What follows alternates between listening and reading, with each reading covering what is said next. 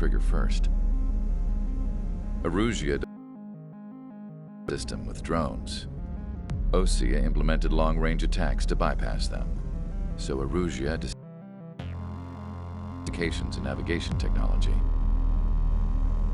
Erusia couldn't launch a satellite themselves, but they were still able to hack the software of the Osea systems.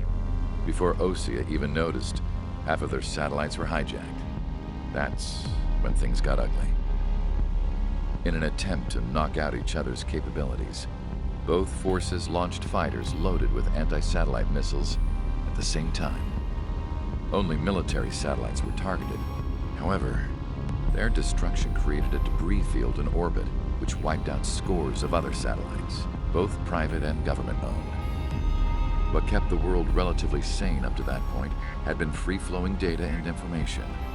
But now, those were gone. All that remained was chaos, confusion. Government and civilian broadcasts and transmissions were cut off. The flow of information had ceased. Forces on both sides of the conflict now found themselves unable to communicate with their superiors. Many of the smaller countries annexed by Erusia and yearning for their independence seized the opportunity and started their own uprisings. As for why some of Osea's military decided to break off from the main force and continue on their own, I have no idea. Perhaps there was some sort of dispute over the chain of command. The continent that had once seen wars that were only fought between Osea and Erusia was now full of numerous conflicts between rival leaders vying for power. Insurgencies were everywhere. I even heard a rumor that a group of Osean convicts had rebelled. Rumors. It never ceased to amaze me that even at a crazy time like this, something as trivial as a rumor could find its way here. Communications from corporate were cut off. Apparently, the entire computer network was down. It was a wise decision to make our drones autonomous with AI instead of being radio-controlled. Wise and forward-thinking. Even with their GPS offline, they can still use their sensors to navigate as long as they're working properly. I'm sure the drones are still working perfectly, following their mission orders to the letter. I wish I could upload Mihai's new data to them. But without a connection, I can't upload the software to the active drones. The new ones we're making, though, there should still be enough time to upgrade those before they're activated. I'll be taking the data I've acquired away from the front lines now. Oh, and I'll be taking the girls, too. I told my assistant Masa it was time to get Mihai's granddaughters ready to leave here. She's not much older than the girls, but she has a way about her, and I'm sure she won't have any trouble with them. I saw a plane flying off in the distance. I imagine it was looking for a safer place. The plane had a rose emblem on it.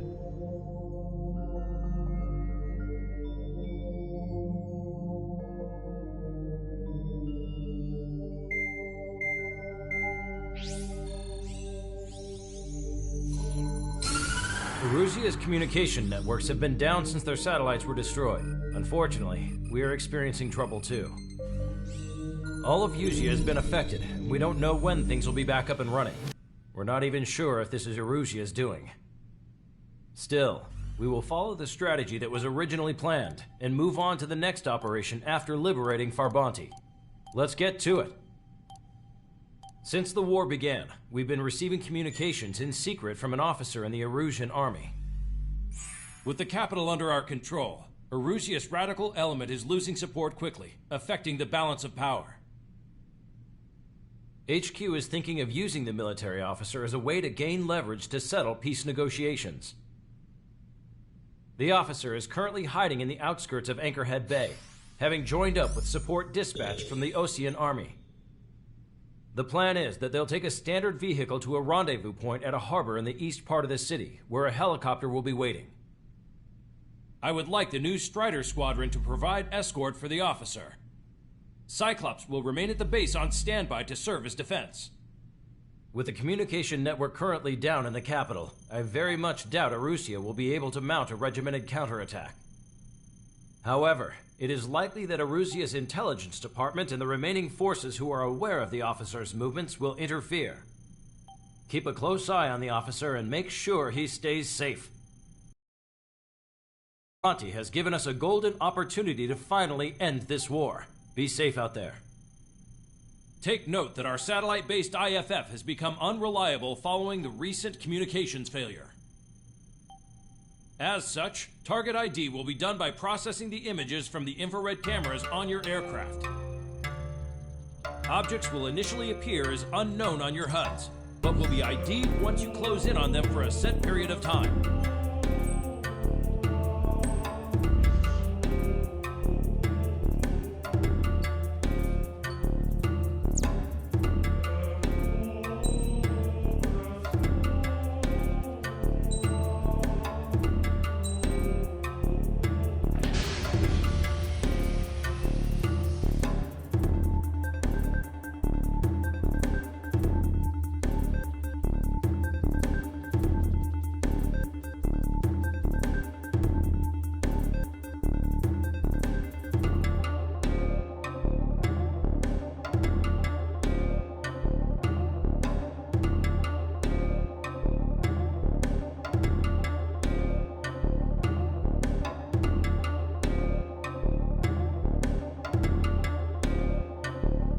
The unidentified Osean craft. This is Captain Carl of the Osean Army.